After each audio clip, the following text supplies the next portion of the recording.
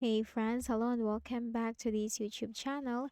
In today's another video tutorial, I'm going to share to you on how you can make infinity symbol in Microsoft Word. So let's go quick into the process. First is we just need to open Microsoft Word to go ahead in the Windows search bar and simply type Word. Click on it under the best match to open it. Click on the blank document. And from here, we just need to look at the ribbon at the top and you will find all these tabs. Simply click on the Insert tab.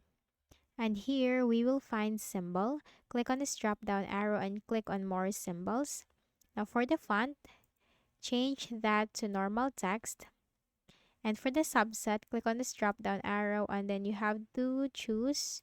So scroll down and choose mathematical operators, and here you'll find the infinity symbol.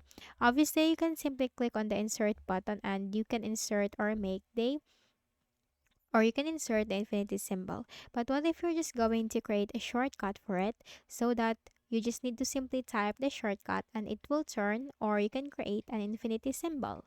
Okay, so click on the infinity symbol and you will find this option autocorrect. Now let's assign, replace text as you type. Okay, so let's type in here /infinity. Make sure it's something that you can easily remember.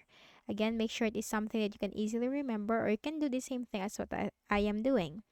Now, once you have typed your text, simply click on Add and click on OK, and then close this. Now, let's try. Let me increase the font size for this. So, what we have assigned is /infinity. Now, once you have typed that, hit Enter. And that's it. You have just created the infinity symbol in Microsoft Word. Let's try another one. /infinity. Make sure that you do not forget the text that you have assigned or the shortcut that you have assigned into this symbol. Hit enter and it will change into an infinity symbol. So, I hope this video helped you. Kindly please do not forget to hit the like button and subscribe to this YouTube channel for more tutorials like this. Thank you for watching.